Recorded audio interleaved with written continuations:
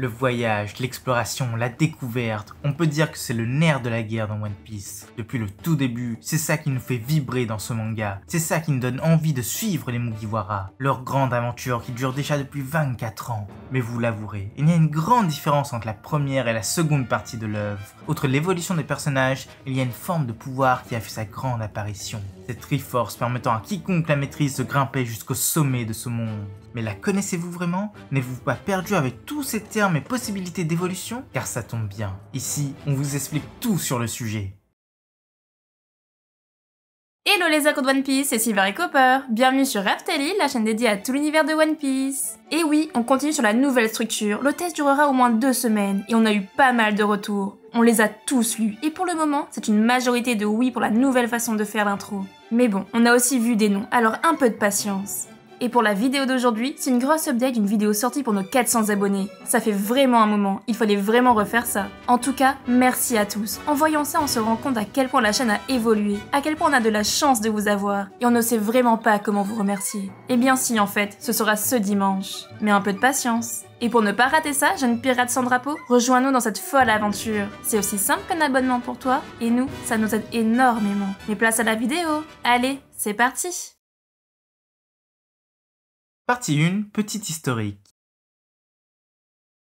Le haki, comme dirait Rayleigh, c'est la chose essentielle à maîtriser pour devenir un grand de ce monde. Mais ce pouvoir a largement tardé à arriver. Tout d'abord, il faut savoir qu'il signifie ambition. Il peut aussi être appelé fluide, mantra ou ryuo. Mais le plus important, c'est qu'il était toujours évoqué dans la première partie de l'œuvre. Presque personne n'en parlait réellement, et il n'avait pas du tout été expliqué. Sa toute première utilisation date du tout début de l'œuvre quand même. Et c'est Shanks qui nous montre ça avec son haki des rois. Mais la première fois que le nom est donné, c'est par Barbe Noire sur Jaya. Lorsqu'il voit la prime de Luffy. Il lance qu'avec un haki pareil, ce n'est pas étonnant. C'est très tôt et on se demande comment il a pu sentir le haki de Luffy. Puis ce sera sur Skypiea avec le fameux mantra, une forme de haki de l'observation étonnante avec des points bien spécifiques. Et enfin sur Rouge Kaina, là où Rayleigh expliquera presque tous les secrets de celui-ci à Luffy. Car comme vous le savez, il a oublié quelques petits points essentiels. Bon, mais voyons tout ça en détail. Partie 2, l'observation. La première forme de haki présente ici, c'est le haki de l'observation ou Kenbunshuku haki. C'est un peu comme un 6e sens car il permet à son utilisateur de sentir tout ce qui se trouve autour de lui. Il faut un peu de concentration, mais c'est quand même vachement génial. Fujitora s'en sert à la perfection, le monde autour de lui apparaît presque parfaitement. Ça peut même lui permettre de sentir les objets. En tout cas au niveau basique, si on l'entraîne un peu plus, il permet de prédire les déplacements courts. Rayleigh a passé quelques mois à frapper Luffy pour lui apprendre à faire ça. La première utilisation de ce niveau basique se fait à Skypiea. Les prélats le maîtrisaient, Ener aussi. Et évidemment Aissa. Et oui, cette petite fille sent toutes les personnes présentes sur l'île. A noter, il y a une petite différence entre le mantra des îles célestes et le haki. Le mantra semble permettre de lire les pensées de l'adversaire. Luffy contre celui d'Ener en ne pensant pas et en tapant dans toutes les directions.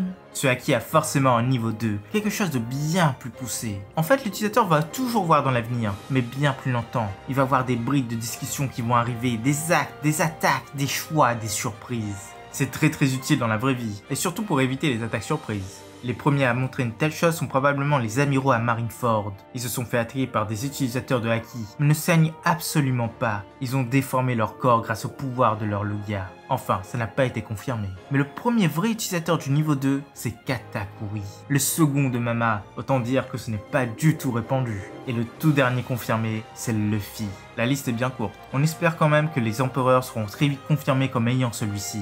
Chose à noter, le futur qui est vu n'est pas forcément le bon. L'utilisateur peut en voir une multitude. Dans la vraie vie, le haki de l'observation se rapproche fortement de la préscience, ce 6e sens qui permet à n'importe qui de ressentir ce qui se passe autour de lui. Il est très bien développé chez beaucoup de personnes ayant perdu un autre sens, comme celui de la vue.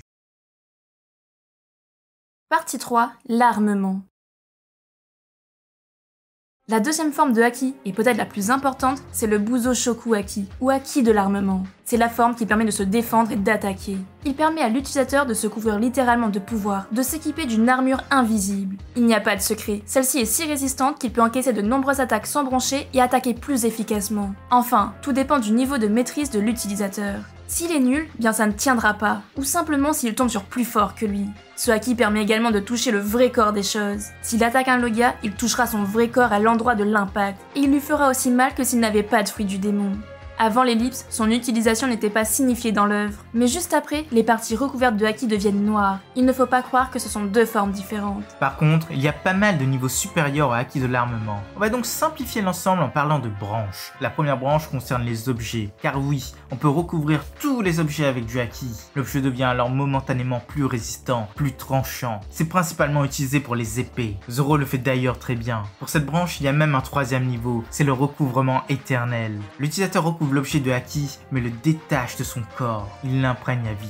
C'est ce qu'on appelle les lames noires. Ça a été révélé à Wano. Le vieil Ietsu dit à Zoro qu'Enma peut encore être améliorée grâce à ça. Mais en gros, on ne connaît qu'une seule personne à avoir pu faire ça. C'est Ryuma et son fameux Shusui. Ah, et celle de Miox en est une aussi. Mais on ne sait pas si c'est lui qui l'a rendu noir.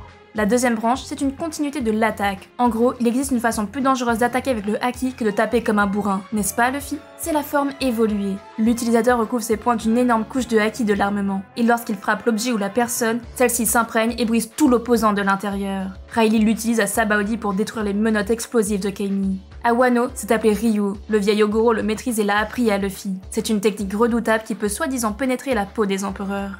Voilà, avec ça on a fait le tour. Mais pour compléter un peu tout ça, la première utilisation de ce haki a été faite par Garp, qui frappe Luffy dès son entrée en scène. Dans le monde réel, ce pouvoir n'a pas vraiment d'équivalent, mais ressemble beaucoup à certaines maîtrises du kung-fu, comme les exercices pour casser les briques, ou alors plus simplement à des poussées d'adrénaline, qui peuvent donner une force conséquente et renforcer le corps pendant une courte période. Partie 4, le royal.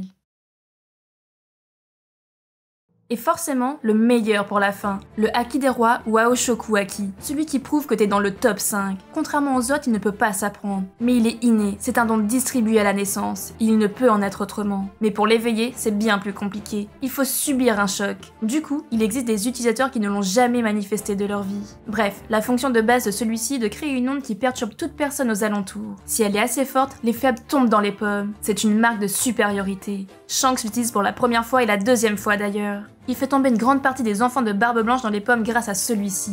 Il y a deux modes de fonctionnement dans le niveau 1. Les rafales non contrôlées, qui frappent tout le monde sans exception, et les rafales dirigées, qui frappent les personnes que l'utilisateur veut mettre à terre. Riley le montre à sa première apparition, et Luffy sublime la chose sur l'île des hommes poissons. Lorsque deux utilisateurs s'affrontent, leurs haki s'entrechoquent et peuvent faire des éclairs noirs. Mais bon, ça a changé au fil du temps, et maintenant ces éclairs noirs se voient un peu partout. A partir de là, c'est un spoil, donc passez à la section suivante si vous n'êtes pas à jour sur les scans. Comme pour tous les autres, il existe une forme évoluée de cette force. L'utilisateur peut aussi s'en recouvrir, ou en recouvrir des objets. De ce fait, ses coups ne touchent pas l'objectif, mais une séparation invisible est vue. Il y a même des grosses perturbations aux alentours, les éléments sont déchaînés, le ciel se fend. Vous l'aurez deviné, c'est d'une puissance remarquable, car il peut directement faire pénétrer son haki des rois dans la peau de son adversaire. Il détruit tout sur son passage. Pour le moment, les seuls utilisateurs connus sont Roger, Shanks, Barbe Blanche, Big Mom, Kaido et Luffy. Et on a hâte de voir où tout ça mènera. Dans le monde réel, ce pouvoir, eh bien, il correspond au charisme. Vous avez tous déjà entendu parler des personnes qui entrent dans une pièce et on ne voit qu'eux, on n'entend qu'eux. Ils ont une vraie présence. Eh bien là, c'est la même chose, mais en chouïa plus poussé. Voilà, c'est déjà la fin de cette vidéo. On espère que ça vous a plu et surtout, donnez-nous votre avis en commentaire et dites-nous si on a oublié quelque chose. C'était Silver et Copper pour Raftel. À bientôt les accros de One Piece.